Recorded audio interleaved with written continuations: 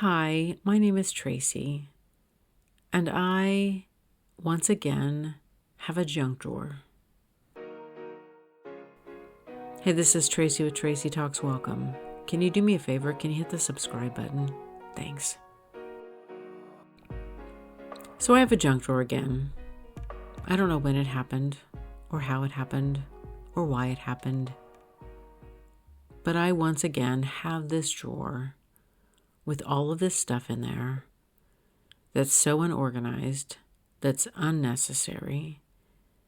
And I'm really kind of frustrated with myself to have had this happen again. I mean, I know why it happened, because I had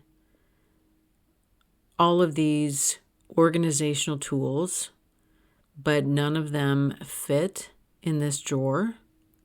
And when I moved into the home, I had things that I really needed that were more important than organizing this drawer.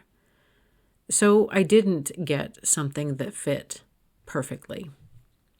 And now when I open it, there are things that are just exploding out of it. And I can't find anything, and it's a junk drawer.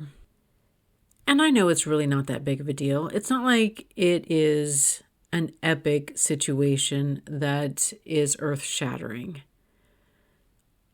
But it's being in this cycle. And I don't want to be in the cycle. And there's a couple of different ways that I look at this, because sometimes there's just this feeling that I don't want to take care of this. Like when you bring the mail in and you know that you should open everything up and you should shred the things that need to be shredded. You should file the things that just need to be filed, the statements, or you should have a place for any bill or anything that needs taken care of. And that's how bringing your mail in should go. And this is one of those areas where a lot of us, we lay it down on the table, we have a drawer, and we maybe look at it once a month until the whole table is covered, or we really need to find something, and then we're digging through piles of things. And the other way that I see this happens is there isn't a structure for how to fill this space. And that means I should have gone online, found some type of tray or organizational tool for this drawer, and went ahead and taken care of this to prevent this from happening. Just in the same way that I have to have a way to process the mail. I have to have the shredder all ready to go. I have to have the place for my bills to go, and I have to have the hanging files easily accessible for any statements or important documents that I need to save. And I see that probably as one of my biggest obstacles, is I don't always have those structures easily and accessible. And I don't think that so many of us do. Like, we don't have enough space sometimes to create the systems that we really need in our life. I brought another desk into my house, which I didn't really need another piece of furniture. My cousin is downsizing. It's a beautiful piece. I hated to see it go. So of course I said, just bring it on over. But the thing is, it doesn't have a good design. So the drawers, I can't put any hanging folders in there.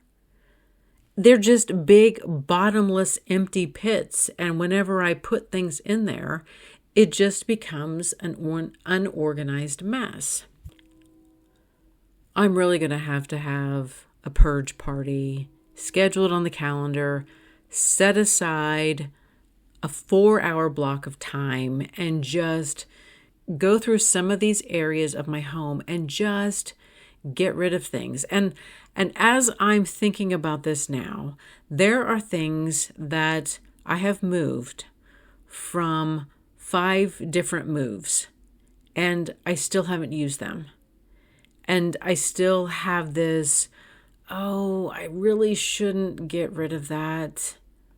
But at this point, seriously, I just need to get rid of it. I just need to get over this, whatever this is, that I may need it at some point. No, I've had it for years. I'm not going to need it. And what's funny is every time I have moved, I'm like, I'm not moving this again. And here I am in these same cycles. Now, I don't have any plans on moving, but in the back of my mind, I know this isn't my forever home, and I don't want to reach a point where I'm moving so many of these things that I don't need, that I don't use, that I don't want. And then every time I think about my own stuff and how much I've collected, I envision my cousin who has been for the last 3 years going through his parents' home and cleaning out things. And he just didn't want to throw things out. He wanted to look through them and go through them and see if there was anything valuable in there.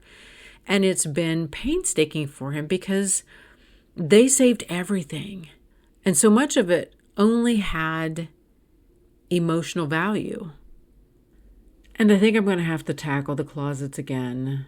This is an older home and the closets are very small. And so I can only have a few things in this one closet. And I was looking for something else and I was in another closet and I was like, hey, I forgot I had this shirt.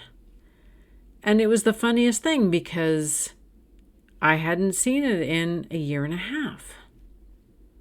So maybe it's time that I do suck it up and have a reality check with myself about what I have and what I need and what I should keep.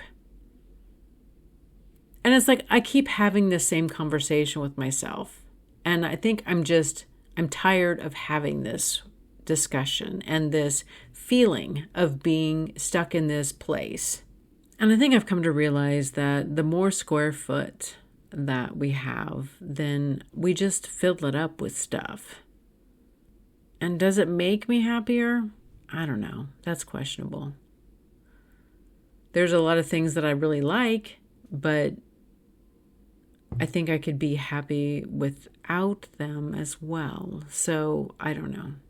And I'm thinking I may just need to go downstairs, clean out the drawer, stop thinking about it, throw it all away, and move on.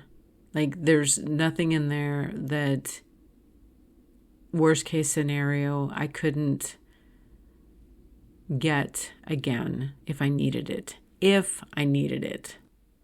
So I'd like to be on the other side of this and say that I'm a recovering junk drawer addict, but I don't know. That may be a bold statement that I can't live up to yet because somehow this keeps happening. And I just need to create a system that works better for me, for my lifestyle, for what I have and what I need, so this doesn't keep happening again. Thank you for listening to this episode of Tracy Talks. Remember to rate, review, and subscribe and share with others who would enjoy listening to this podcast.